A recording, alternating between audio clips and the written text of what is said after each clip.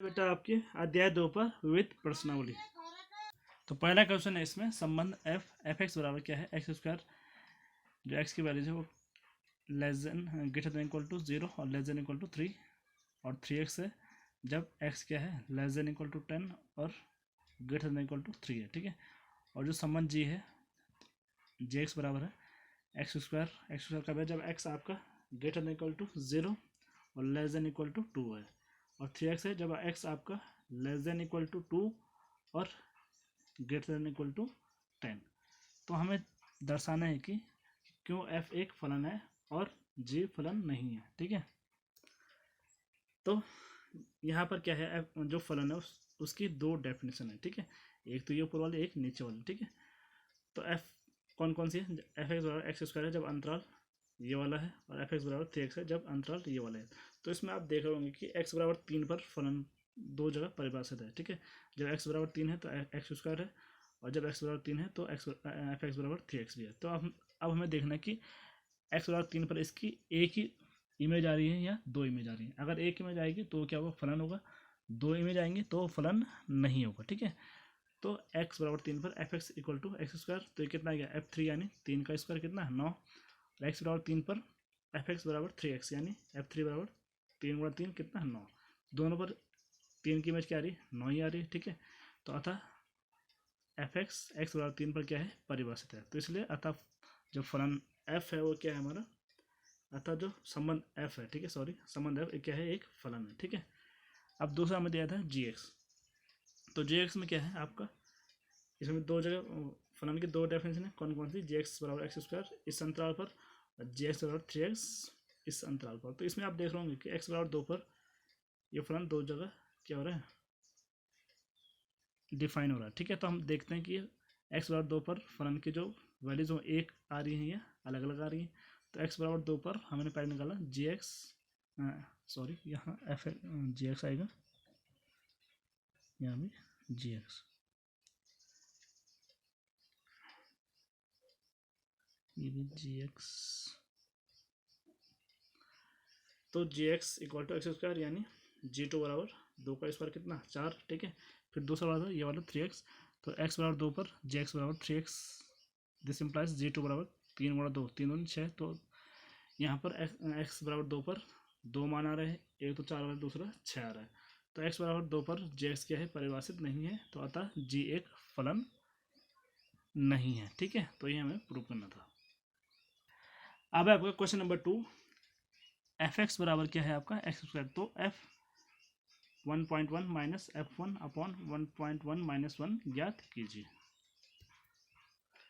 तो F x बराबर दिया था हमें एक्स स्क्वायर, तो हमें निकालना था F 1.1 minus f1 upon 1.1 minus 1। तो 1.1 का स्क्वायर, ठीक है क्योंकि एफ एक्स बराबर एक्स स्क्वायर है, माइनस f1 यानी 1 का स्क्वायर अपॉन 1.1 माइनस 1।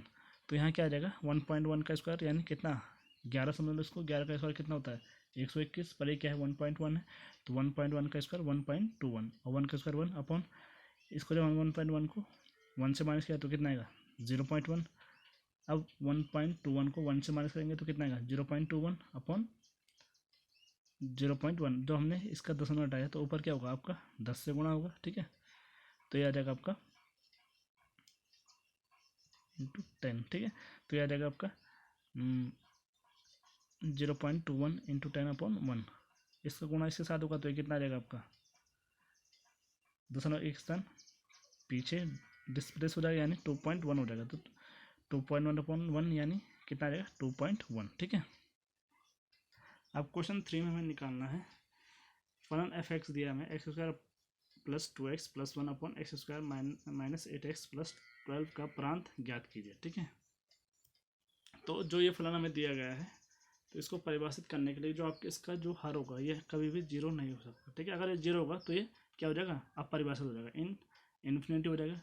ठीक है, तो ये अपरिभाषित हो जाएगा, तो इसके लिए ये जीरो नहीं होना चाहिए। ठीक है, यानी कि जो आपका x square minus 8x plus 12 है डजंट नॉट इक्वल टू 0 होना चाहिए। ठीक है, तब ये फलन आपका परिभाषित हो सकता है। अब जब हमने x square minus 8x plus 12 के गुणनफल किए तो ये आए x square minus 6x minus 2x plus 12 doesn't not equal to 0। ठीक है, ये आपका 0 के बराबर नहीं होना चाहिए। तो यहाँ से हमने x कॉमन लिया, तो यहाँ बचा x माइनस सिक्स, और यहाँ से -2 कॉमन लिया, तो इसमें बचा x माइनस सिक्स। अब यहाँ से x माइनस सिक्स बाहर लिया तो अंदर बचा x माइनस टू। तो यहाँ से आया आपका कि x minus six does not equal to zero, वह x minus two does not equal to zero. ठीक है, तो यहाँ से आपको क्या रहेगा कि x does not equal to six और यहाँ से x does not equal to two. ठीक है, तो आपको जो प्रांत है वो क्या होगा, r माइनस टू सिक्स। ठीक है, मतलब जो भी आपको वास्तविक संख्या को समुच्चय उसमें 2 और 6 नहीं होंगे। ठीक है, 2 और 6 को छोड़कर सभी वास्तविक संख्याओं का समुच्चय आपका क्या होगा, उसका प्रांत होगा। ठीक है, अब आपका क्वेश्चन 4 है, एफ एक्स बराबर अंडर एक्स माइनस वन द्वारा परिभाषित वास्तविक फलन f का प्रांत तथा परिसर ज्ञात कीजिए। तो हमें फलन को परिभाषित करने के लिए जो वर्गमूल के जो अंदर जो भी चीज़ है उसका मान हमेशा क्या होना चाहिए, धनात्मक होना चाहिए। ठीक है, तो इसका मतलब जो x माइनस वन है वो क्या होगा, greater than equal to zero है। अब हमने क्या किया, दोनों पक्षों में क्या कर दिया, एक जोड़ दिया। ठीक है, एक जोड़ा तो यहाँ क्या होगा, x minus one plus one greater than equal to zero plus one.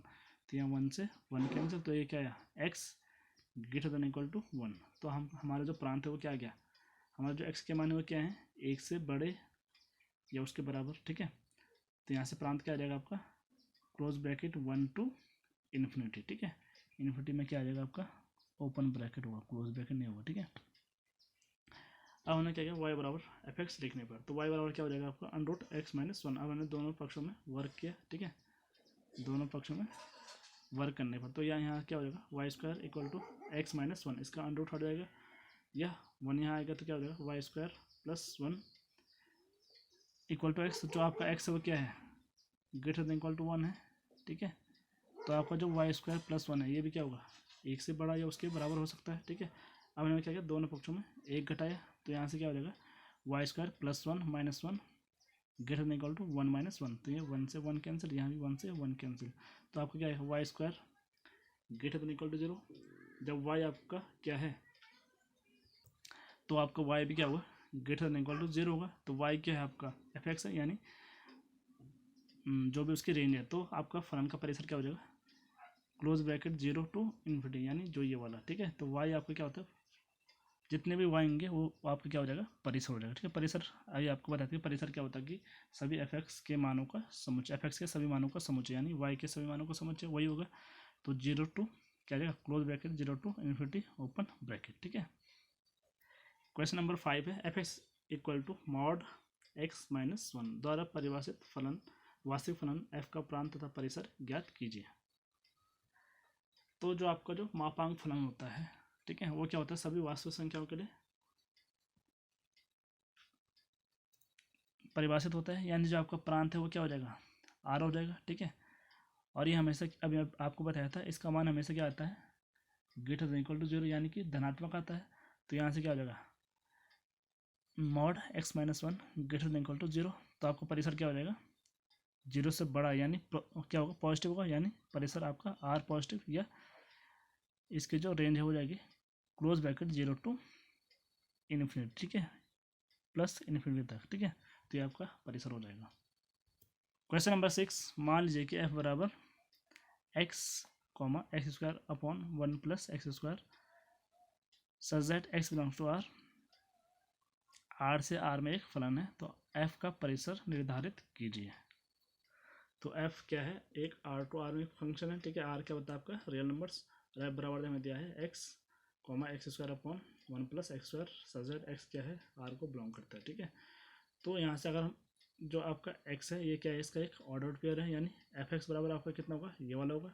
ठीक है, जो दूसरा होता है ये आपकी क्या होती है, इसकी इमेज होती है। तो एफ एक्स बराबर आपका क्या रहेगा, x square upon one plus x square. ठीक है, जो यहाँ लिखा है, तो इसको हमने क्या मान लिया, वाई मान लिया। अब जब हमने इसका क्रॉस मल्टीप्लाई किया तो यहाँ से क्या हो जाएगा, y plus y x square equal to x square वाले एक तरफ ले गए, तो वाई बराबर क्या हो जाएगा, x square minus y x square. तो y बराबर यहाँ से हमने एक्स स्क्वायर कॉमन लिया, वन माइनस वाई, तो आपका एक्स स्क्वायर क्या हो जाएगा, एक्स स्क्वायर बराबर y upon one minus y, x बराबर under y upon one minus Y.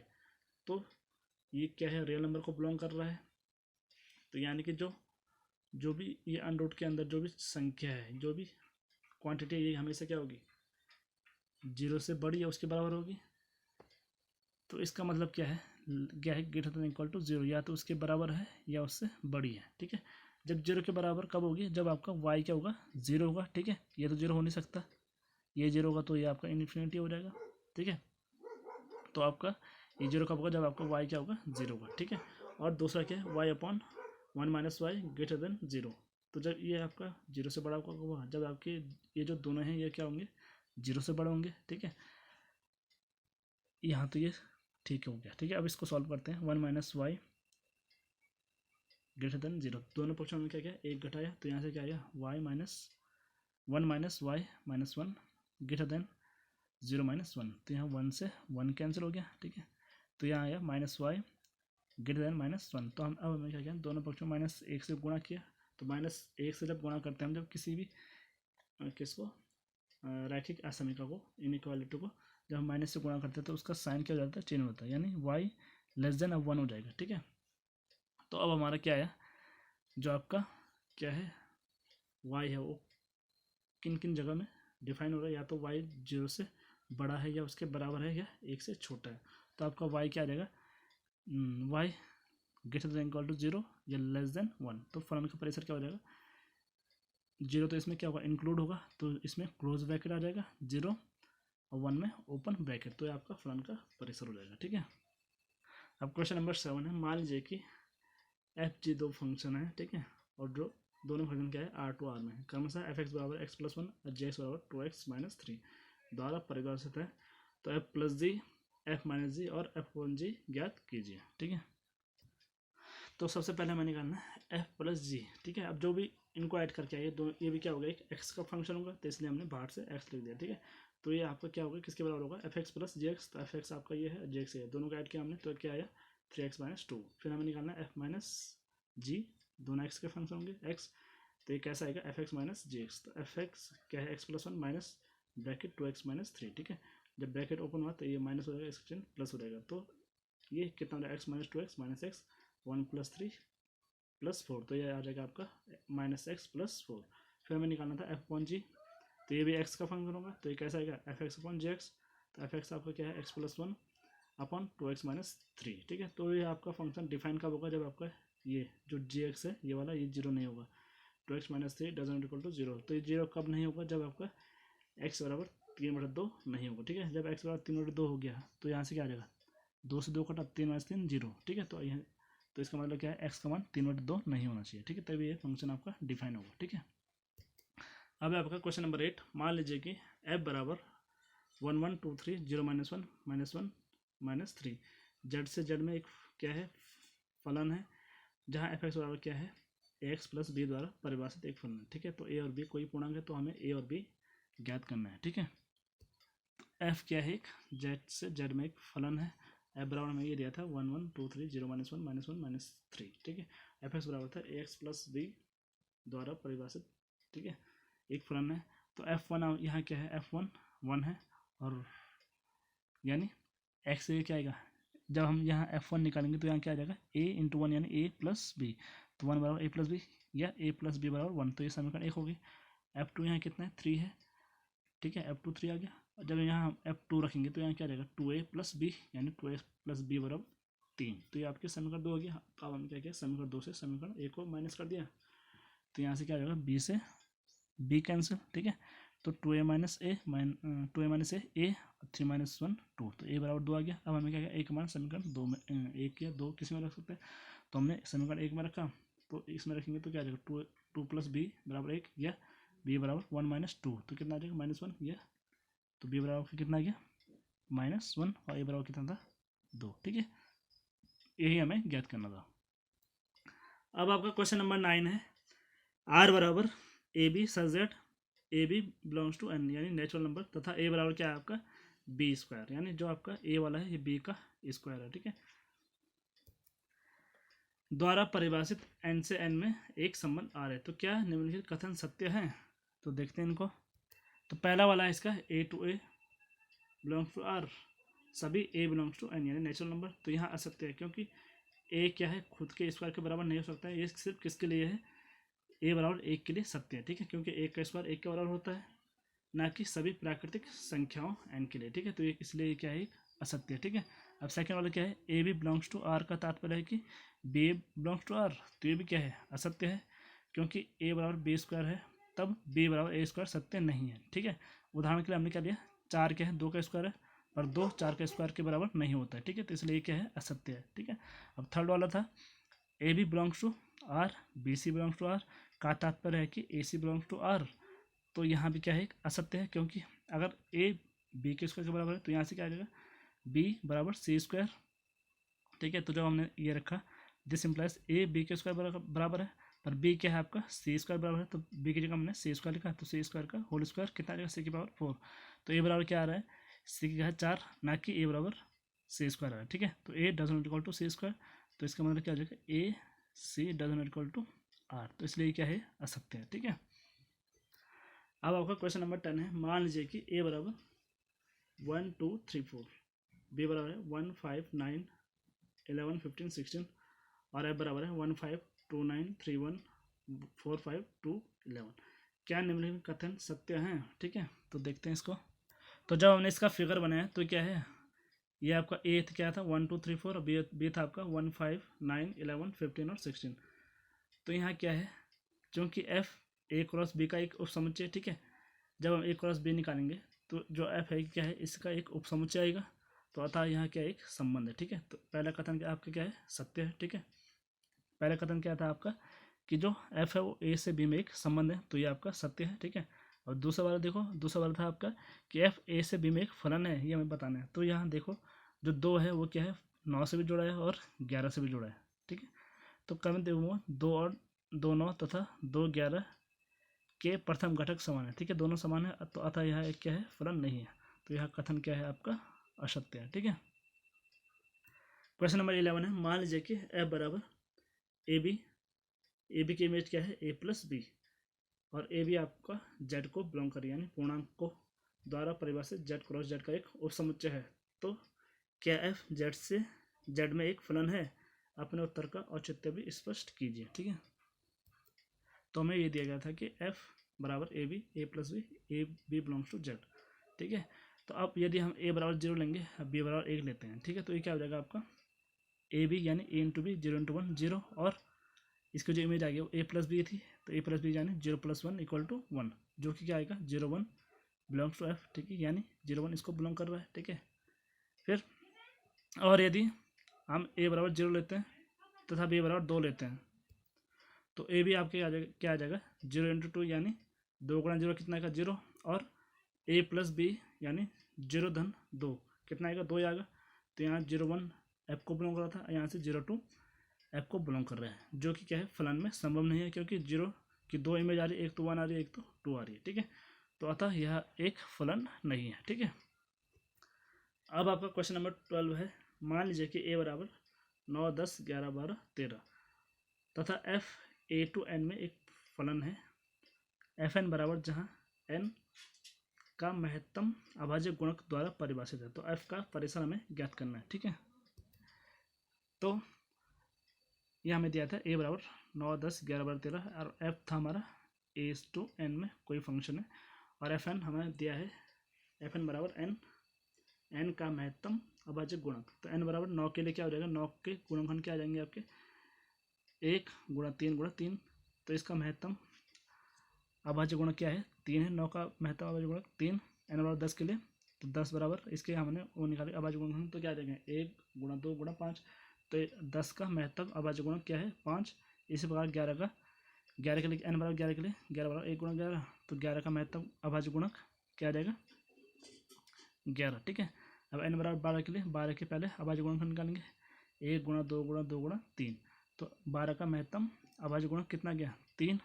ठीक है, अब एन बराबर 13 के लिए, तो 13 बराबर क्या आ जाएगा, 1 गुणा 13, तो 13 का महत्तम अभाज्य गुणक क्या है, 13, यानी महत्तम यानी जो सबसे बड़ा होगा। ठीक है, तो एफ बराबर आपका क्या है, 9 3 10 5 11 11 12 3 और 13 13। ठीक है, तो इसका परिसर क्या है आपके, जो इसके द्वितीय घटक हैं, 3 5 11, 3 आगे पहले और 13। ठीक है, तो एफ का परिसर बराबर 3 5 11 13। ठीक है।